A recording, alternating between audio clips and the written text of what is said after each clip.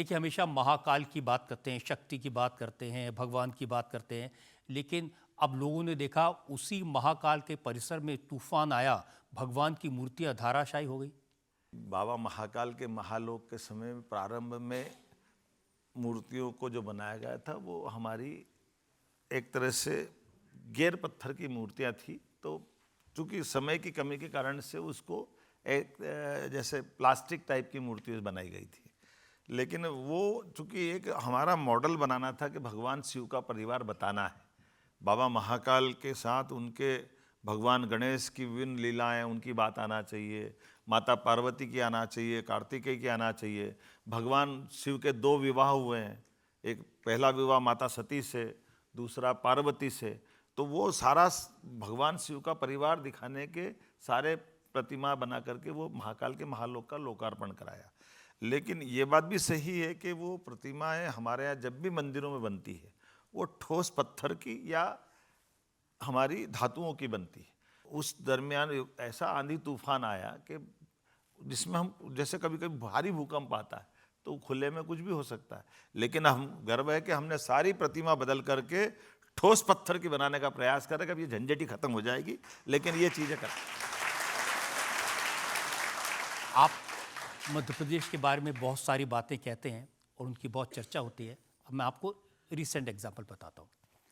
आपने कहा कि मैं मध्य प्रदेश को मिल्क कैपिटल बनाना चाहता हूँ, दूध की नदियाँ बहें ऐसा बनाना चाहता हूँ, और कांग्रेस के नेता कह रहे हैं कि आपने मध्य प्रदेश को शराब का सेंटर बना दिया।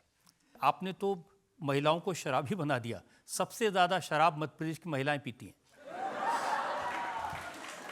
ये जिसने भी कहा है वो कांग्रेस के नेता हैं।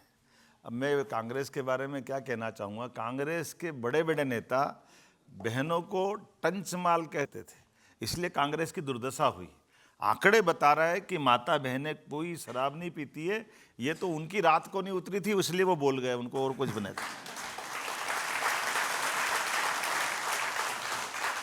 ये उनका सोशल मीडिया पर पोस्ट है जिसमें उन्होंने लिखा कि नशे का नया सेंटर मध्य प्रदेश, भोपाल में जब्त की गई 1814 करोड़ की एमडी ड्रग्स, जगदीशपुर में नशे की फैक्ट्री 92 करोड़ की ड्रग्स पर जब्त, और भोपाल में राजधानी एक्सप्रेस से पकड़ा गया 24 करोड़ का विदेशी गांजा। तो ये मेरे से ज़्यादा तो आप ही बता रहे हो कि हमने कार्रवाई की तभी तो पकड़ में आया, हमने जाने थोड़ी दिया। हमारे द्वारा एक्शन के आधार पर पुलिस ने तत्परता के साथ देश का मध्य प्रदेश, उत्तर दक्षिण पूरब पश्चिम, कहीं से भी कोई ऐसा अवैध पदार्थ जाएगा हमारी पुलिस पकड़ती है दक्षता के साथ। हमें इस बात का गर्व है, और इसीलिए पहले कांग्रेस के समय नहीं पकड़ती थी क्योंकि वो उनके क्या मालूम कैसे तरीके थे। लेकिन हमारे यहाँ तो न केवल पकड़ते हैं बल्कि पकड़े गए अपराधियों के खिलाफ कठोर से कठोर कार्रवाई करते हैं। आपके चैनल ने कई बार दिखाया कि हमने बड़ी बड़ी हवेलियां ध्वस्त कर दी, तो उसका कारण ही है अवैध काम करने वाला कितना बड़े से बड़ा भी हो, हमारी सरकार उसको छोड़ने वाली नहीं। ये पक्की बात है, इसको हमको मालूम है।